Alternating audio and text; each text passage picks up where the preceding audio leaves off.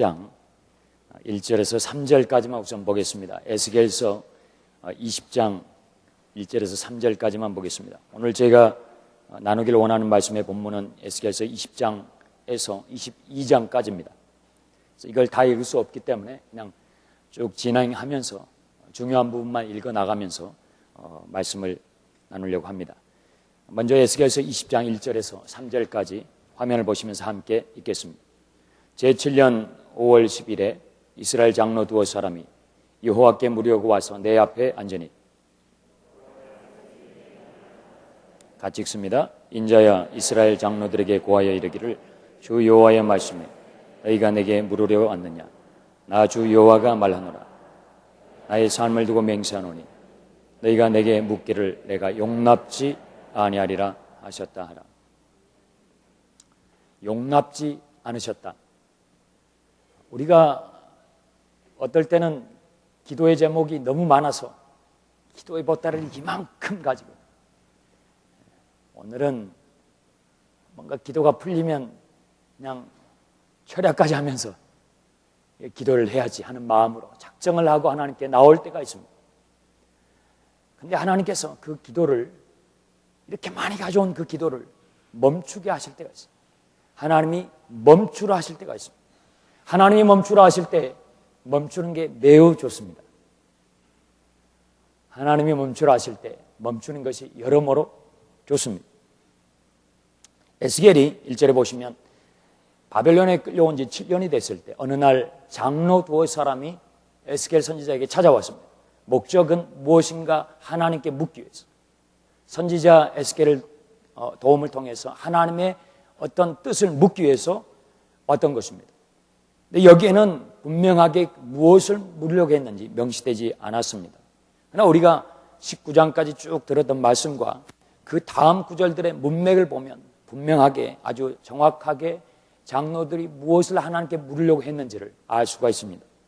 장로들이 하나님께 물으려고 했던 것은, 하나님, 우리가 지금 바벨론의 포로로 이렇게 많이 끌려왔습니다. 근데 꼭 굳이 저 두고 온 예루살렘 성을 심판하셔야만 되겠습니까?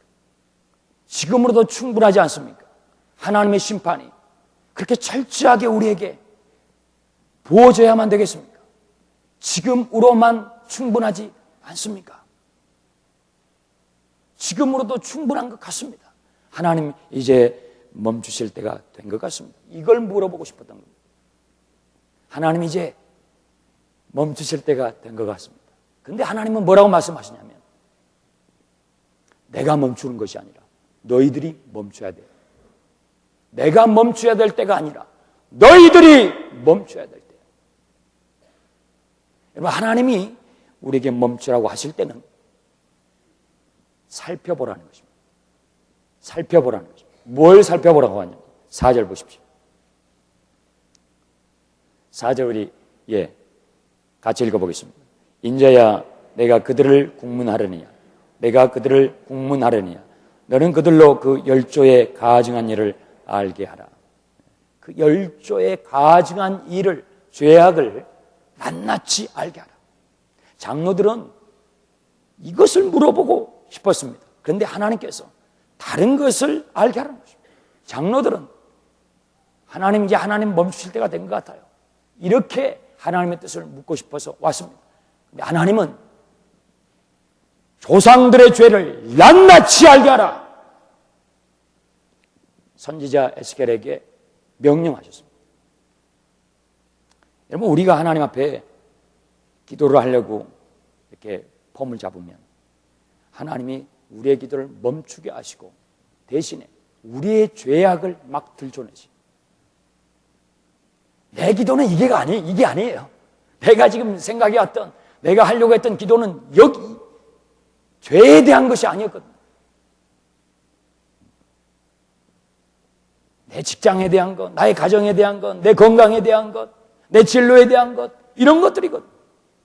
그런데 그것을 멈추게 하시고 죄에 대해서, 그것도 내 죄만 아니라, 여러분, 내 죄뿐만 아니라 내 어미의 죄, 내 아비의 죄, 어미의 죄, 아비의 죄까지 내 조상의 죄까지 낱낱이 알게 하라. 그렇게 하나님께서 우리의 기도를 멈추게 하시고 우리의 죄를 다 들추실 때가 있어요. 왜 그렇게 하시냐면 우리는 말이죠, 우리 자신에 대해서 우리가 잘 안다고 생각하는데 실상은 잘 모르는 부분이 많아요. 잘 모르는 부분이라는 것은 좀 더 정확하게 표현하면 나 자신에 대해서 인정하고 싶지 않는 부분이 있는 거예요. 받아들여지고 싶지 않는 부분이 있는 거예요. 생각하고 싶지 않는 부분이 있는 거예요. 그 부분에 죄가 있습니다. 꼭 그 부분에는 죄가 있습니다. 죄가 감춰져 있습니다. 생각하고 싶지 않는 거예요. 죄라는 단어를 떠올리면 안 걸리는 게 없거든요. 우리의 생각과 동기까지 아시기 때문에 안 걸리는 게 없어요. 그러니까 그 단어조차를 생각하고 싶지 않는 거예요. 좀 그건 없었으면 좋겠어요. 교회에 오면 좀 죄에 대해서 얘기 좀 안 했으면 좋겠어요.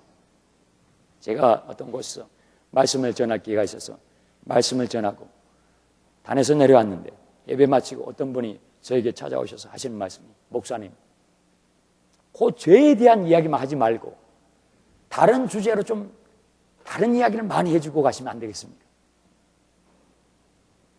현대인들은 죄라는 단어를 매우 싫어합니다. 또 죄를 매우 가볍게 여깁니다. 그래서 죄라는 용어를 의도적으로 사용하길 꺼려합니다. 대신에 취향이다, 문화적 차이다, 전통이다, 심지어는 의학적인 조치다, 이렇게 의료행위다, 이렇게 말합니다. 낙태, 의료행위다. 건강에 대한 것이다. 인간복제, 의료행위다. 동성애, 취향이다. 죄라고 결코 말하지 않습니다. 죄라고 말하는 걸 싫어합니다. 죄를 죄로 인정하는 걸 싫어합니다. 하나님께서 에스겔 선지자에게 장로들 향하여서 뭐라고 말씀합니까? 이스라엘 조상들의 죄를 낱낱이, 그들의 죄상을 낱낱이 알게 하라. 그들이 애굽에서 종살이할 때 어떻게 죄 가운데 있었는지 낱낱이 알게 하라. 이스라엘 백성들이 애굽에 있을 때 어떻게 살았습니까? 7절, 8절입니다. 7절, 8절 같이 읽어보겠습니다. 또 그들에게 이르기를 너희는 눈을 드는 바 가증한 것을 갖게 버리고 애굽의 우상들로 스스로 더럽히지 말라. 나는 여호와 너희 하나님이니라 하였으나 그들이 내게 배역하여 내 말을 즐겨 듣지 아니하고 그 눈을 드는 바 가증한 것을 갖게 버리지 아니하며 애굽의 우상들을 떠나지 아니하며 내가 말하기를 내가 애굽 땅에서 나의 분을 그들 위에 쏟으며 노를 그들 이래 이루리라 하였어. 애굽에서 종살이하면서 어떻게 조상들이 죄악 가운데 있었는지 하나님께서 두 절로 요약해서 말씀해 주셨어요. 하나님께서 이들을 불쌍히 여기셔서 출애굽시키셔서 광야로 내모셨는데 광야에서 그러면 좀 달라졌느냐? 여러분, 장소는 옮겨졌습니다. 장소가 바뀌어졌죠. 그러면 광야로 왔으면 좀 나아졌는가? 광야에서는 이스라엘 백성들이 어떻게 살았는지 13절에 나와 있습니다. 13절 같이 읽겠습니다. 그러나 이스라엘 족속이 광야에서 내게 패역하여 사람이 준행하면 그로 인하여 삶을 얻을 나의 율례를 준행치 아니하며 나의 규례를 멸시하였고 나의 안식일을 크게 더럽혔으므로 내가 이르기를 내가 내 분노를 광야에서 그들 위에 쏟아 멸하리라 하였습니다. 여러분, 장소가 바뀌었습니다. 애굽에서 광야로. 근데 마음은 하나도 안 바뀌었어요. 여전히 애굽을 사랑해요. 여전히 애굽의 우상을 가지고 있어요. 어디에요? 마음은 하나도 안 바뀌었어요. 장소는 바뀌었는데 마음은 안 바뀌었어요. 장소는 바뀌었어요. 교회에 왔거든요. 근데 마음이 바뀌지 않았어요. 교회 밖에 있다가 교회 안으로 왔다 이것입니다. 그러나 마음